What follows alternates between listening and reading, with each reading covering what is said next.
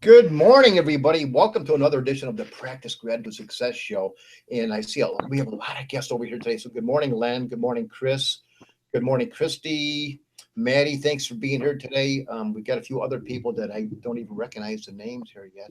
But thank you so much for being here, guys. I really appreciate that. But of course, you know who our guest is here. I am so grateful today that I have a returning guest, a good friend of mine, friend that I've known for 6 years. We are in a campaign. We just began a campaign just recently to get this fellow. He's a 4-time stroke survivor. He's walked across America 3 times solo. Now, this has to be a record. This has. I mean, I don't know what the records are in Guinness Book and those sort of things, but I don't know if anybody has done this 3 times. But he's going on his 4th time. So we all know him. He's getting a lot of press lately, and we want to keep the momentum going. But I'm so grateful that I have my good friend Mycle Brandy here joining us today. Mycle, are you getting an echo from me here today so far yet? Are you hearing an echo? Yeah. I'm not getting the echo now. No, I'm not. Okay, if anybody, please, you guys over in the chat, if you hear an echo, let me know. Then what I'll do, I'll shut myself off when I ask Mycle to speak. But anyways, Mycle, thank you again for coming on here. I know tomorrow you're gonna be on Len's show, Lunch with Len tomorrow as well, right? Yes, I am. Looking forward to it.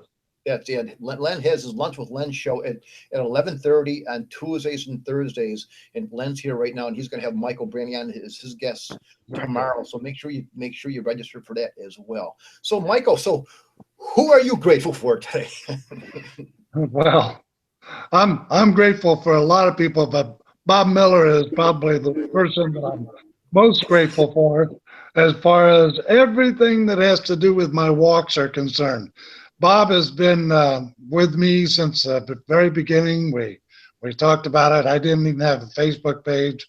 He and Louise told me that I needed to get on board with one of those, and got on that. And just he helped. He kind of guided me along the way on my first walk, and then about halfway through, he got some supporters of his to be my drivers, and they drove my RV right into Washington, D.C., where things changed considerably once I had an RV following me. Let's mention them, Mycle, because we haven't mentioned them in our previous shows here.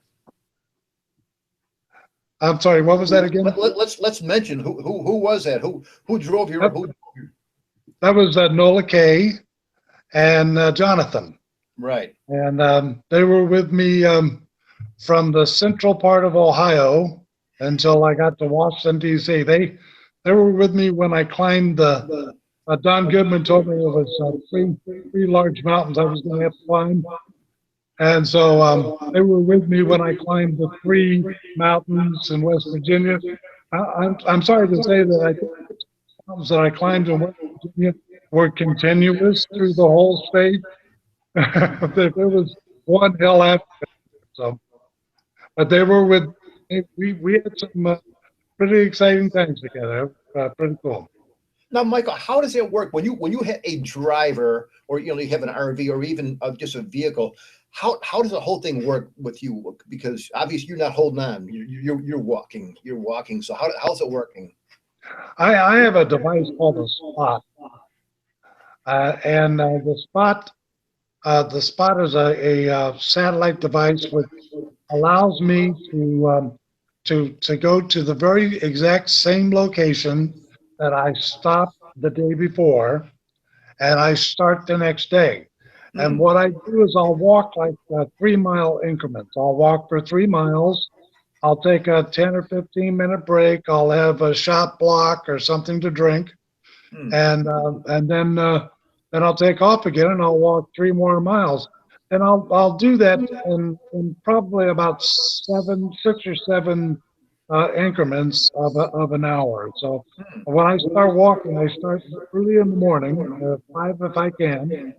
I try to be done by 1 or 2 before the shift changes at hospitals, so I can get in the afternoon shift when I go to visit. Oh, that's pretty interesting. So then the person who's driving you will actually drive you to the hospitals and things like that. That's correct. And what they'll do is they'll drive up 3 miles ahead of me. I'll walk up to them. Okay. So, yeah, so I play tag Hmm. with my drivers. Right. Yeah, that would be pretty cool. Now, that's why it would be so neat if you when you get a sponsor, just imagine this big RV decked out with all the gear of whatever sponsor that is. And so and so proudly presents Mycle Brandy walking across America, and this company could be Asante Organics, it could be Nike, could be Adidas, could be IBM, anything. It could whatever that is. Imagine the publicity for that company who does that. I've imagined that from the very beginning, and that's the I know. way I've always looked at these walks because I thought that they were that important. So when I had Don Goodman with me on the East Coast, that made that walk an awful lot easier because he was with me the whole way. I didn't have to worry about where I was going to sleep at night because he's provided that the hotels, Amazing. and and he was a scientist. So when I started the next day, I started precisely where I stopped the day before, and I really like that. And so if I was able to find a sponsor that would truly sponsor the walk, Right. we would need groups to hand out stuff, and places where I'm going to be stopping to speak, and hopefully getting walking clubs in certain cities. Uh, so there's a lot that could be done, and could be done on the road. I mean, it's definitely a win-win situation. It's not like, okay, here's a pipe dream. I'm thinking about walking here. You've already done it 3 times, so you've got the track record underneath you. So you're a proven commodity. Yeah, I guess so. Hey, the other day I posted something on Facebook, Michael, and you picked up on it a little bit, but because I was looking on Wikipedia. I know there's other sources as well, but I was looking at on Wikipedia, and I put in people who walked across America solo, and there was like a list of about 22 people or something like that. I didn't see anybody who did it 3 times, but then I was asking, how do we get in there? Len said there's a bad echo. Let me. Is there an echo right now, even when I'm just speaking, or everybody's speaking? I just wonder. But anyways, I'll continue. I'll continue. Do you hear an echo? No, I do when I'm talking, but Okay. I don't hear it when you're talking. What I will do, I will mute out when I ask you a question. So, Okay. so the question was, how do we how do we edit Wikipedia? How do you? Because you have to have some kind of verification, I believe, or whatever. I, I am. I actually, Louise actually put me in Wikipedia, and we actually did my website where they could see the letter from the president acknowledging my walk across America, my letter from the mayor of Seattle acknowledging my walk up the West Coast, my proclamation by the city of Miami when I arrived in Miami, naming Valentine's Day 2013 Mycle Brandy Day. And all of that stuff was put in as documentation, and for some reason they removed me from the list. I really don't understand why, because I went coast to coast on the 13th of February 2010. I went to Newport Harbor and stuck my big toe in the Pacific Ocean. Then I went to Chesapeake Bay, which is where the Atlantic empties into and is really the end of land mass. There's a peninsula that goes beyond that, but it's the end of land mass, and stuck my toe in that. That to me is a cross-country walk. But for some reason, they took my name out, so hopefully we'll get it back up again. I'd like to leave that as a legacy. Yeah, I remember when you did that. I remember seeing pictures of that. I remember Mm-hmm. that whole thing when you did it. Now I wonder who controls this whole thing, this whole Wikipedia thing. Well, I've actually contacted Wikipedia and talked to them about it, and he said it was an editorial decision made by some editorial review board that goes in and does fact finding, and it doesn't seem like it went in and did too much fact finding because it didn't get all the facts.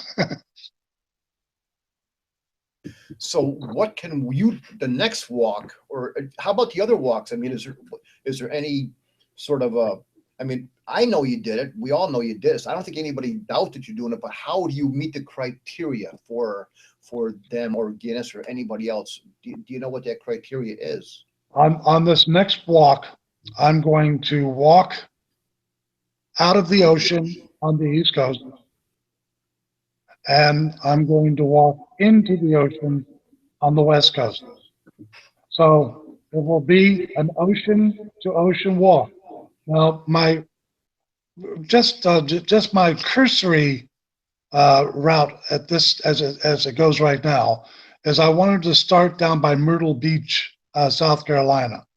I've got Robbie and Sharon O'Neill that live in South Carolina that actually joined me quite a bit on my East Coast walk, and so I'd like to start someplace close to their home so that maybe they might be able to get some friends together and we'll have a nice send off when I take off from the ocean.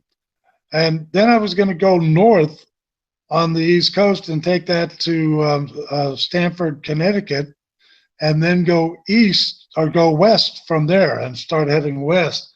I was going to go to Albany, New York, maybe Buffalo, if everything works out right, and then south from Buffalo to Erie, Pennsylvania, and then to Cleveland, and Toledo, and Mishawaka, Indiana,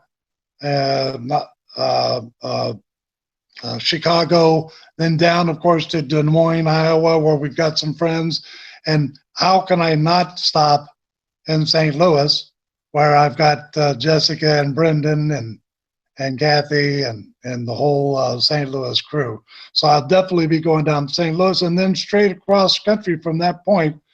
I've got some people that want to meet me in Omaha, so I'll probably make a quick dart into Omaha and then straight to Denver and then over the mountain and someplace west. We haven't decided whether it's going to be San Francisco or Santa Monica, but it's going to be someplace west.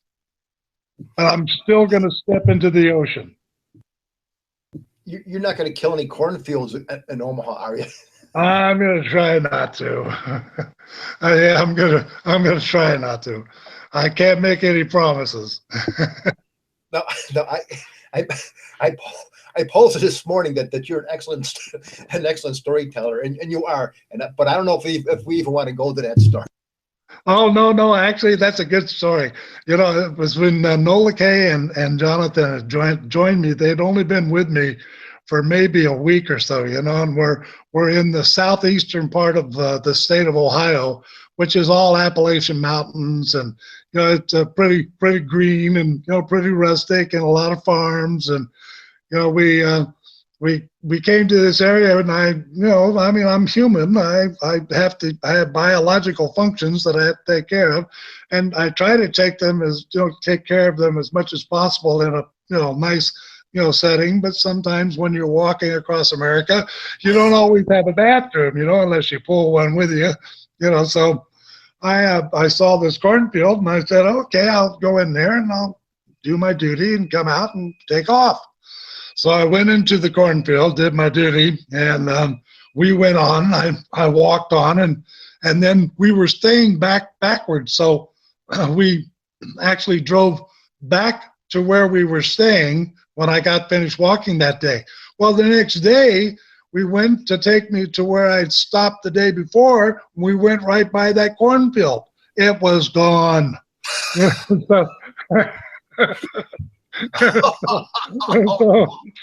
So Jonathan and Nola Kay, they wouldn't let me forget that the whole time. They laughed about that all the way to Washington D.C. I killed the daggone corn plant or corn. Yeah, pretty funny. That is, and I heard the story before, but I thought you were just kidding around. I didn't know the cornfield was actually. I didn't know you actually really destroyed the corn. Well, I hope I didn't destroy it. It was gone when we came by it the next day. That's unbelievable. That is so much. That is so funny. Gosh. Oh man. Hey, Mycle, tell us what was that one story you said it was one bridge? I forget where it was. One bridge you were crossing was like really dangerous. Tell us about that one story. You probably had a lot of bridges that were really dangerous. Probably one of the most dangerous bridges that I had to go across were across the confluence. The confluence is where the Ohio River and the Mississippi River come together, and that's where I crossed the Ohio and Mississippi River in about 2.5 hours. I crossed those two rivers, and when I got to the river, there was no place for me to walk. A safe place for me to walk. There were no sidewalks. There was no emergency, the little place on the side of the road where I could walk. It was just traffic lanes. And I got there before the sun came up.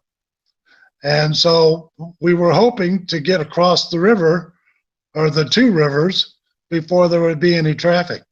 And so I got to the river and I started walking. And of course, as soon as I started walking, cars came up behind us. So I went back and I told them what I was doing, and I said, I really would appreciate it if you guys had the time. I would appreciate it if you would protect my back, because cars could be speeding along and they can't see me and they might hit me, but I have to get across these bridges. So they all agreed to do that. And by the time I got across the first bridge, I had about 10 cars behind me, all of them honking their horn and going crazy. Well, they went on. Oh, geez. Okay. So they went on because but when I got across the first bridge, I was in the state of Illinois. Well, they went on to the next bridge, and, and I was there, that little bit of landmass. And then I had to get on the next bridge, which crossed the Ohio River. So I got on the next bridge to cross the Ohio River, and before I got on the bridge, I met some people in the rest area where I was at, and they agreed to be my convoy. So I had a convoy that started with a couple of cars and ended up being with about 25 cars behind me, all of them honking their horns, and it was really quite the procession. It was pretty cool. And it was really, really, really hot when I stepped into the state of Kentucky about 7:30 in the morning. Were they honking their horns because they wanted you to hurry up, or were they honking horns? No, they were honking in celebration. It was a pretty nice. They honked and waved as they went. When I got across the bridges and made it so that I could get to the side of the road and they could pass me, they all honked and waved. It was a very, very nice event, but it was very dangerous. It was there's no place to get on the side of the road. Just had to rely on people behind me being, considerate, and they were. Now, did the law enforcement the police get involved in any of this kind of stuff at all? The police actually were going to escort me across, and they had some other kind of issue that was going on that they were unable to escort me across, but they knew that I was getting ready to cross. So you had contacted them beforehand and told them what your plans were. Bob, when you and I first talked about my decision to walk across America, I started calling pedestrian coordinators in every state, and every state in the United States has a pedestrian coordinator, and they send you the material that tells you what the state laws are. Like in California, I couldn't walk on the Interstate 10, but in Oregon, I could walk on any of the freeways. I could walk on the 5 through the whole state of Oregon. And people say, well, isn't that dangerous walking on a freeway? And to be truthful with you, it's the least dangerous of all the roads that I walk on, because it's got a huge shoulder that I can walk on. It's got plenty, usually all sorts of visibility, because with freeways, they have to keep the visibility as good as possible. and they've got a place for me to jump into if traffic goes awry, if some truck driver has a blowout or something like that. Knock on wood, that's never happened, but I would rather be on the freeway with cars going by me at 80 miles an hour than be on a 2-lane highway that has no shoulder with cars that are going 50 miles an hour, because I can die just as quick at 50 as I can at 80. Interesting. I wouldn't have thought of that. I wouldn't have thought that was, yeah, I'd be more scared on a freeway, I would think. Most states won't let you on the freeway. I know, Mike. Now, Michael, you like myself, I've hitchhiked across the United States many times, and I know you've done that as well, right? You've hitchhiked many times across the country before this. Yeah, I was a hippie. Yes, I have. I think when I first did it, I was like 18 years old when I first started doing that, and I did it several times. But I know you told me your story. When was your first time that you hitchhiked across America? I was 10, and I was running away from home, and I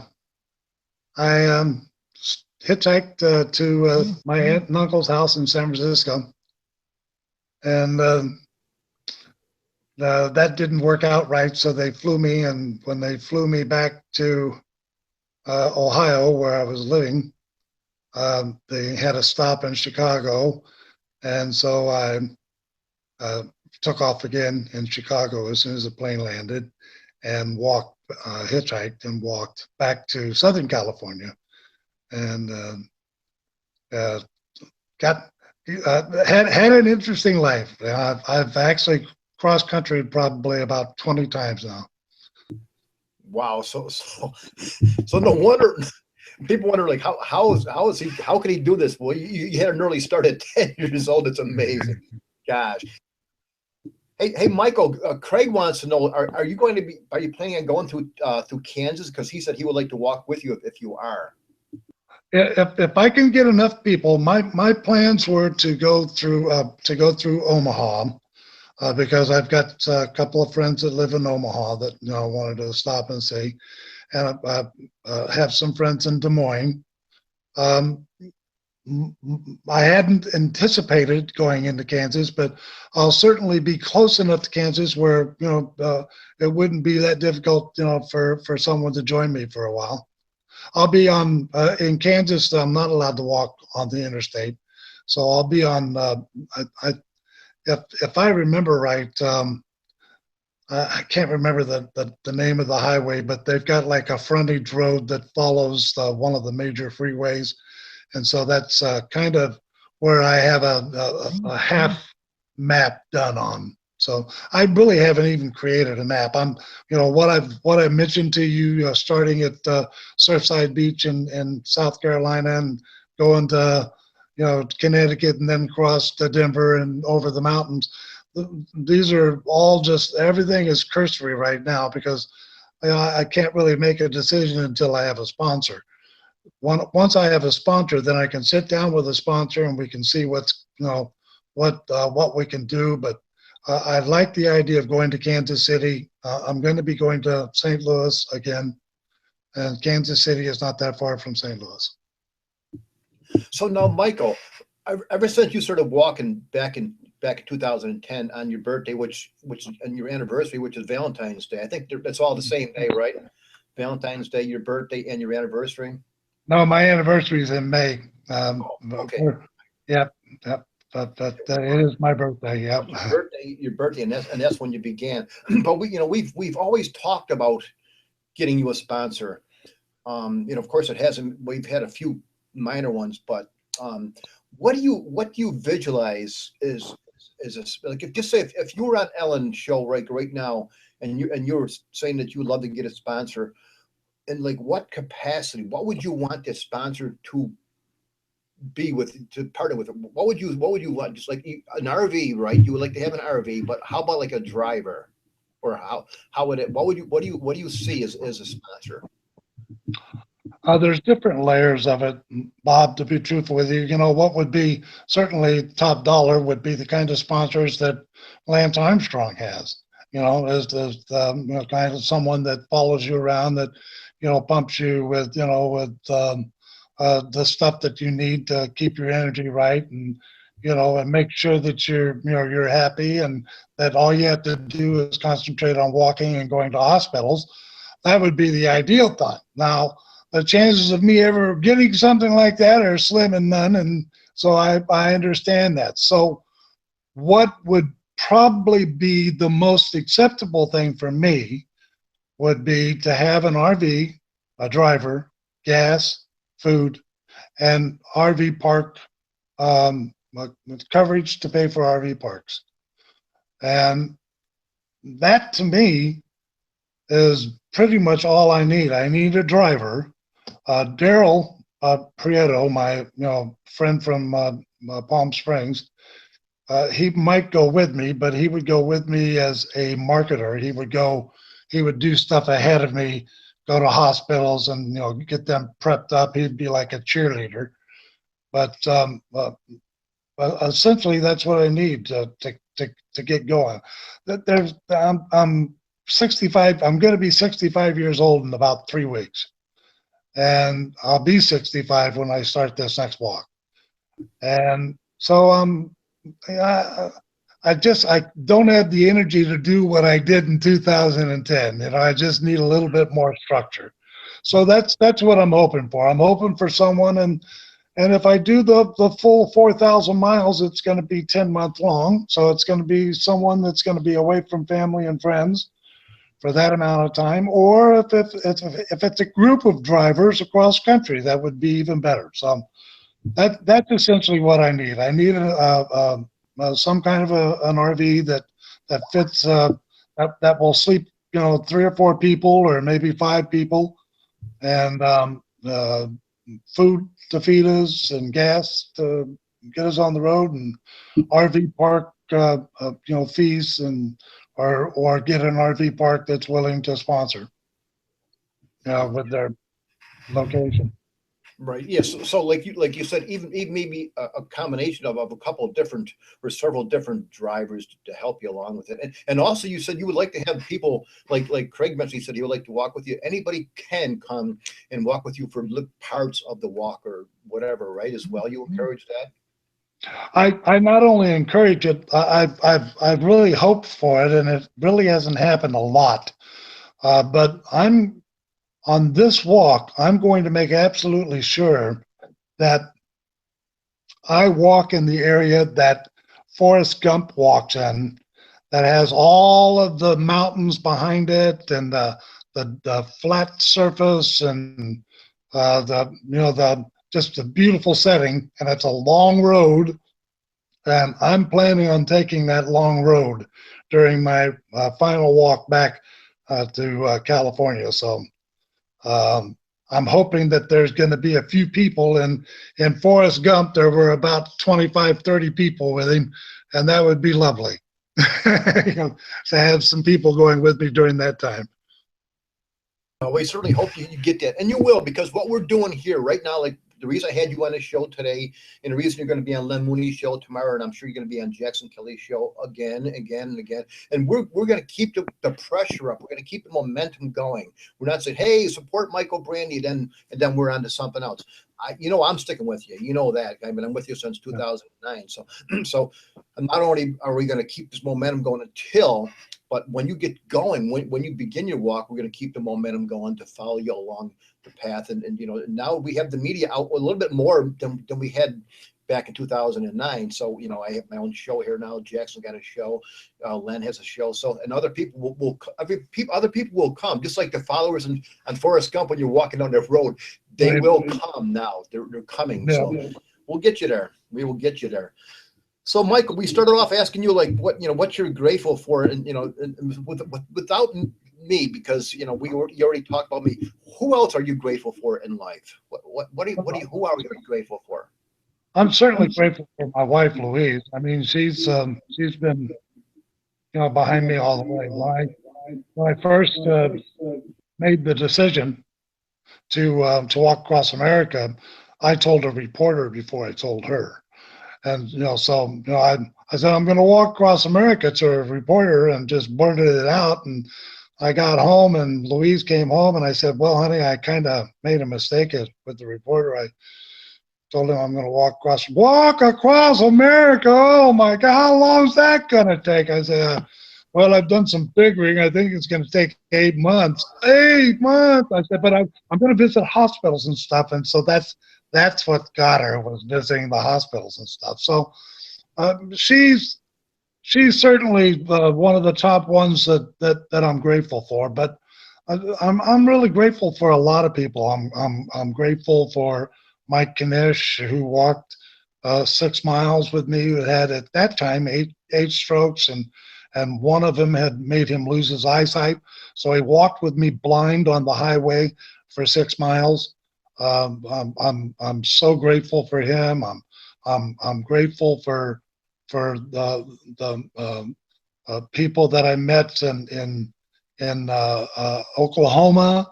I'm certainly grateful for Jessica and Brendan and Kathy, and all the folks in St. Louis. And I'm grateful for my cousin Jay, who put me up in Washington, D.C. twice when I walked across America, and once when I walked down the East Coast.